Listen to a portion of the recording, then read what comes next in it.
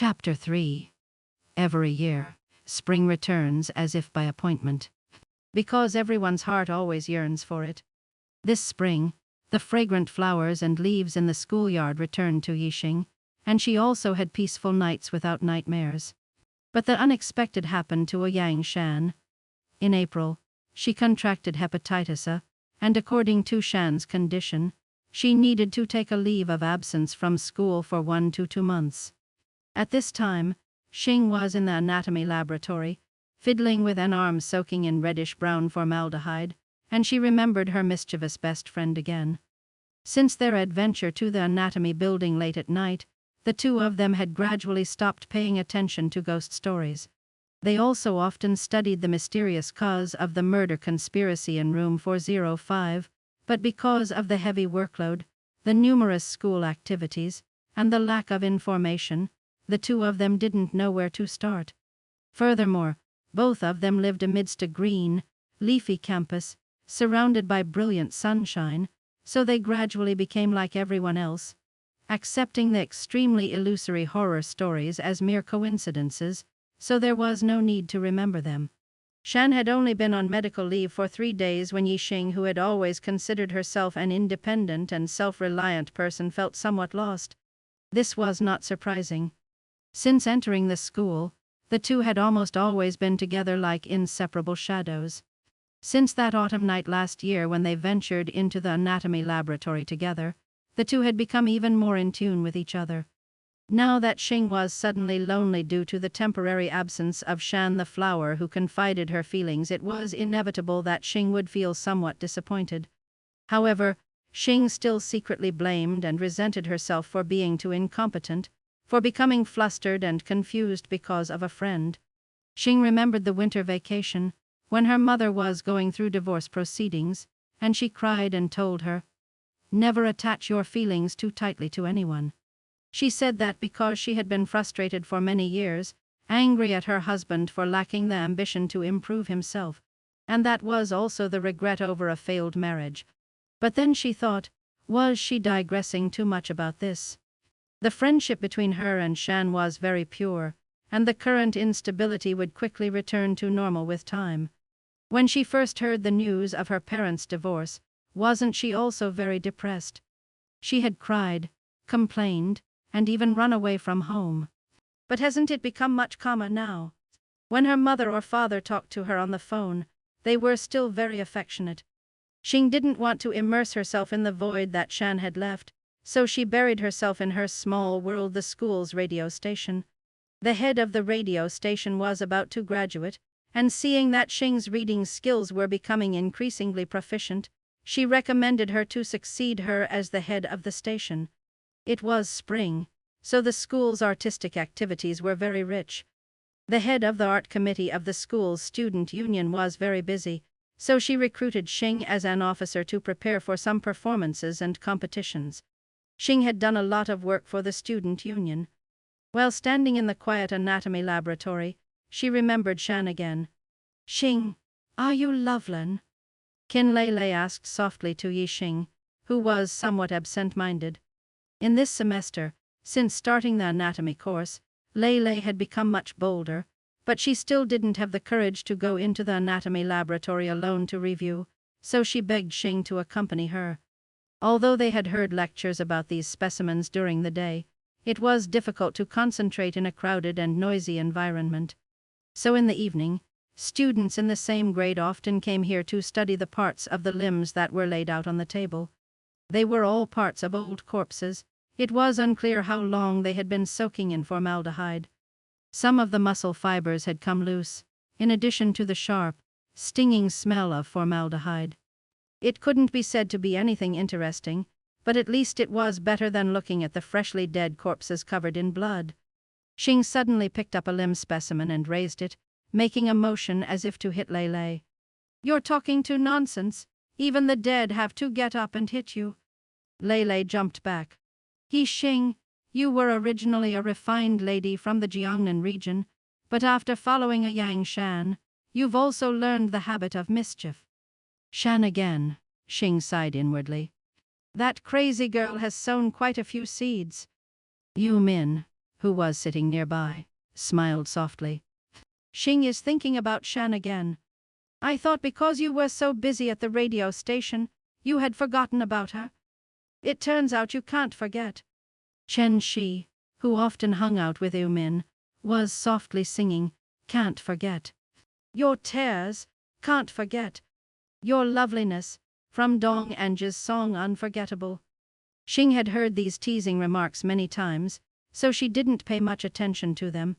Yu Min said again, Our class has to participate in quite a few activities recently, so I don't have time to study.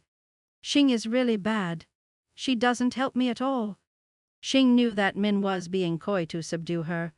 She was about to say, It's not that I don't want to help you, but every time I try to be a little enthusiastic, you politely decline. I guess you're afraid I have some ambition, so what else can I do?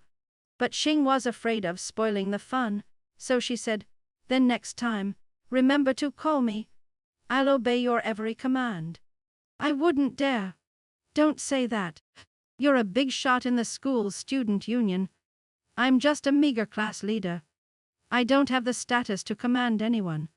Chen Shi laughed heartily. Xing also smiled. She carefully observed the specimen, unconsciously thinking, If Shan were here, what strange things would she say to deal with this? Suddenly, she heard shuffling footsteps, and Xing was startled, remembering the bald, hunchbacked old man she had met that night. She suddenly lost control and strode out of the laboratory.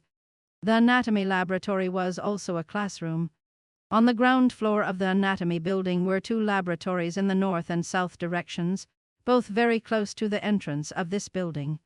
Further inside was a storage room, a preparation room, and a small room of unknown purpose. At the end of the corridor was the corpse disposal room where the 2 girls had met the hunchbacked old man that time. Xing strode up a few steps, then suddenly stopped and asked herself, Why am I going to see that hunchbacked old man? Just to say hello. His fierce expression that day clearly showed that he didn't want to see me again. Why should I buy myself unhappiness? Just go and ask him a question. It was self-study time now. He wouldn't have any reason to get angry. Xing knew she was being nosy, wanting to see if the hunchbacked old man was unloading dead people again. But he had said, when there were other people, he wouldn't work, and he would never turn on the lights to work. But why was there a light on in the room? The light was on, but the old man wasn't there. There wasn't a corpse waiting to be dissected on the iron bed in the small room either. Shan had said that in recent years, fewer and fewer people had been donating their bodies to science, so she considered herself lucky to have seen a performance last time. Xing turned around to leave, but suddenly glimpsed a light shining out from a room with its door ajar. Perhaps he was in there. Xing didn't understand why she kept wanting to see that hunchbacked old man, but she still went over and pushed the door open. The scene before her made her dizzy. She didn't bother to look at the things around the room. She only focused on a very large glass cabinet placed in the center, and inside it was indeed a corpse. Looking closely, it should be called an extremely exquisite human body specimen rather than an ordinary corpse. In it, every organ, every bone, every muscle, every blood vessel, every nerve fiber seemed to emit fluorescent light.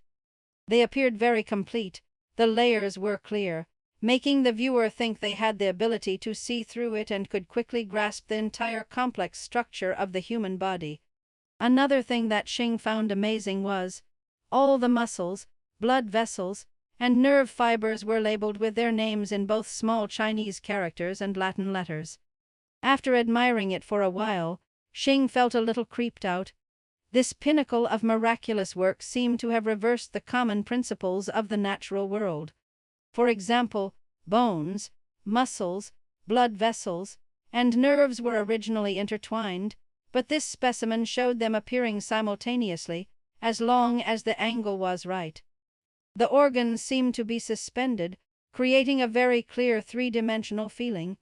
Since when did my eyes have the ability to see through, and could see all the blood vessels and internal organs under the thin membranes under the muscles?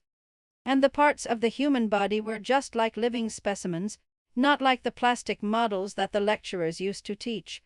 Normally, formaldehyde and other drugs had to be used for embalming to prevent decomposition, which meant that the specimen would lose its original fresh color and turn reddish-brown like the limbs in the laboratory. But this specimen was as lively as it was fresh, with its original color.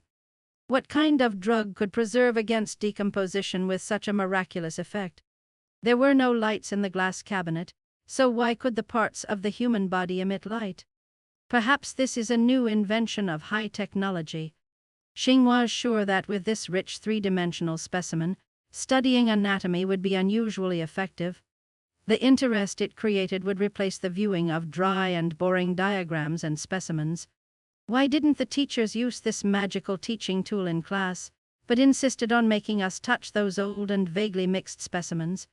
The feeling of novelty and the desire to learn didn't allow Xing to think too much.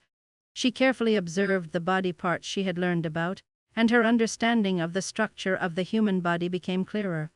The urgent bell suddenly rang, revealing that it was unexpectedly time to prepare to turn off the lights, and it was also a reminder to end the evening self-study.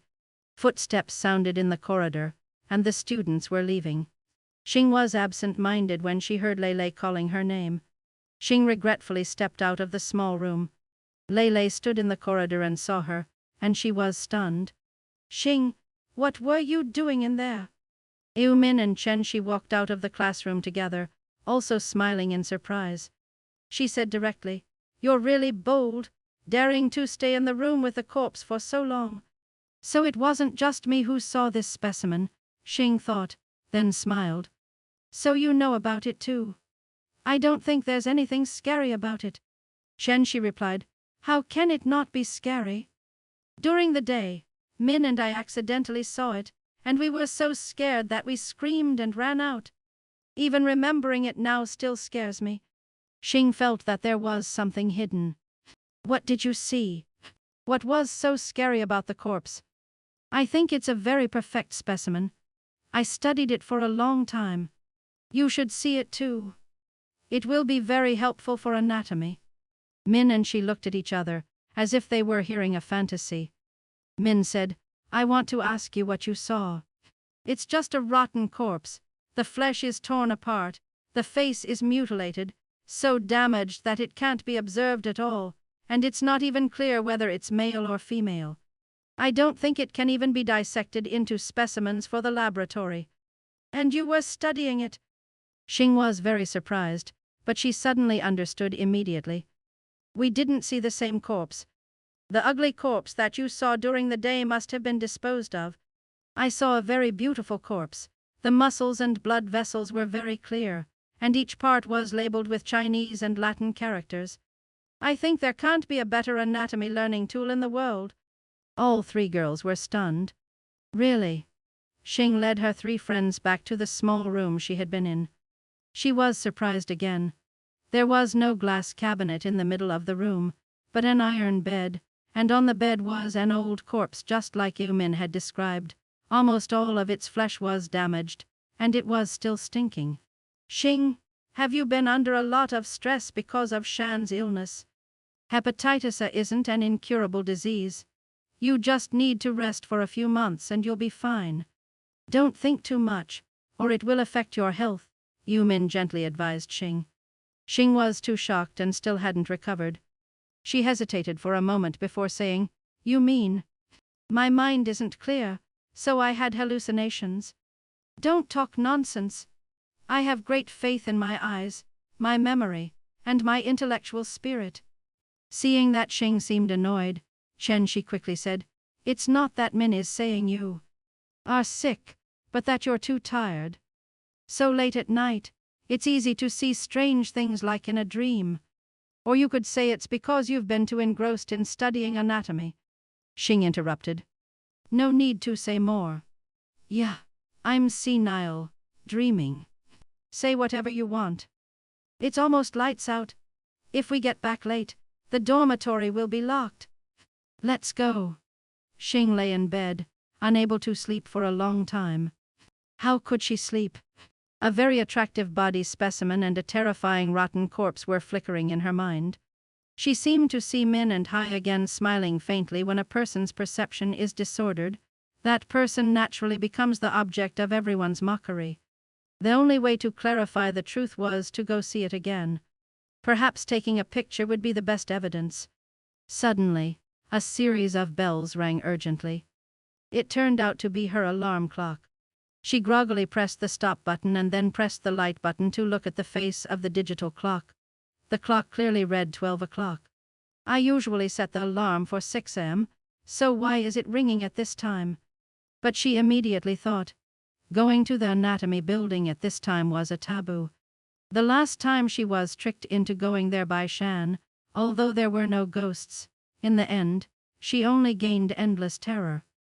Moreover, she still remembered the hunchbacked old man's instructions that day. After midnight, she was forbidden from entering the anatomy building. Why am I the only one forbidden? Shan. Oh Shan. Just when I need you, where are you? The urge to find out the truth, to prove herself, gradually overwhelmed all her hesitation. Xing got out of bed gently, opened the drawer, and took out the flashlight and the camera her mother had bought her. Xing imitated Shan. Before leaving, she stood by the head of Yu Min's bed for a while, hearing the steady breathing. Then she left the room. The entire campus was fast asleep at midnight, and everything around was silent. The early spring dust storms were over, and the cool fragrance of the grass and trees had the opportunity to spread throughout the atmosphere, which was very pleasant. The wide road leading out of the dormitory area, which was crowded with people during the day, now had only Xing walking alone. After walking a long distance, she suddenly encountered a few couples who, after a session of cuddling, were dazed and forgot the way back. Standing outside the high threshold in front of the anatomy building, Xing felt a little regret. What if I had hallucinations and saw it wrong? What's the point of being embarrassed and then having to face such risks to feel relieved? But what was there to call a risk? The rumors about ghosts. The last time she risked going with Shan, in the end, she only met a technician. Xing didn't want to strain her brain thinking anymore. She stepped over the threshold, stepped onto the steps, and pushed the door open. A screen of darkness awaited her. That's good. At least the hunchbacked old man isn't here, so there won't be anyone to yell at me. But that's also bad because it's true that I'm the only one here. Shan, when I need you most, where are you? Xing didn't forget to close the door, then switched on the flashlight and slowly stepped inside. It was even quieter in here than on the campus. She could only hear the sound of her footsteps, her breathing, and the sound of her heart beating. What stupid thing am I doing? Behind me, 5 meters away, is the door. I can run out immediately. But she still moved slowly and resolutely forward. She knew that this was what made her Yixing. The small room at the end of the corridor still had its door ajar, with a faint light leaking through the crack. Xing pushed the door, and the inside suddenly lit up. The glass cabinet with the extremely perfect human body specimen, it was the scene she had seen last time. She rubbed her eyes hard. There were no blurry images, no faint light. She saw it completely clearly. It was a product of high technology, the best companion for studying anatomy. The flash went off, and she took several shots from different angles. She was sure the camera lens wasn't closed. She turned off the flash and took a few more shots.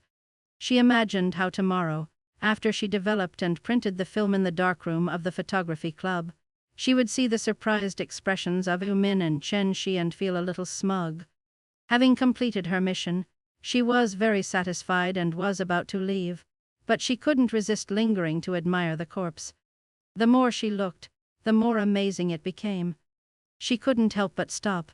What technique could be used to handle both the whole and each detail so impeccably, so that people could not only see the structure of the body and the main organs but also clearly highlight the small blood vessels and nerves as thin as hair?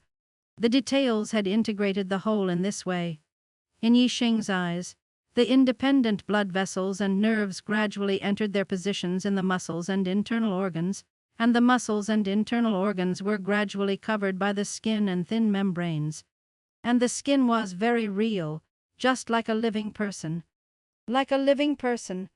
Or is it actually a living person? Xing looked, and saw that the parts of the specimen had integrated very completely. The corpse had reached the peak of perfection. The skin, the hair, even the clothes. Lying in the glass cabinet at this moment was a girl wearing white clothes. Because her head and face were crushed, it was difficult to see clearly. She was slowly raising her hand toward Xing. Xing felt her terrified scream get stuck in her throat, as if she was suffocating. She turned and ran towards the door. After running a distance in the corridor, she suddenly hit her head very hard and fell down. It turned out that running in the dark, she had hit her head on the door out of the building. Xing felt dizzy, and she softly muttered, "Moonlight. What is moonlight?" Without thinking too much, Xing got up and ran out of the building. Moonlight. What is moonlight? Where is the moonlight?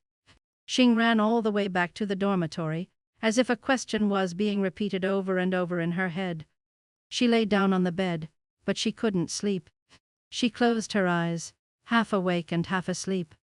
And that melody of nature was echoing in her ears again.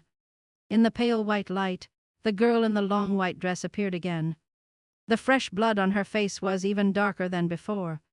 She slowly approached, muttering, "Moonlight, moonlight." Outside the window was moonlight. Xing got out of bed, opened the window, and bathed in the fresh breath of the spring night. It was very comfortable. Outside were pieces and blocks of moonlight. A gust of wind brought a chill. Perhaps I'm like this because I'm too immersed. Let's get out of this bedroom as small as a bird cage and the nightmares that haunt me. Outside the window is moonlight and the fragrance of flowers to enjoy to the utmost. And there was a Yang Shan too. Xing suddenly saw Shan's figure in the courtyard, looking straight up at Xing. Xing cried out in surprise, "Shan!" but saw Shan with a dazed expression, standing there motionless without saying a word. She only saw Shan slowly shaking her head. As if waking up from a dream, Xing suddenly came to her senses and saw herself standing on the ledge on the outside edge of the window.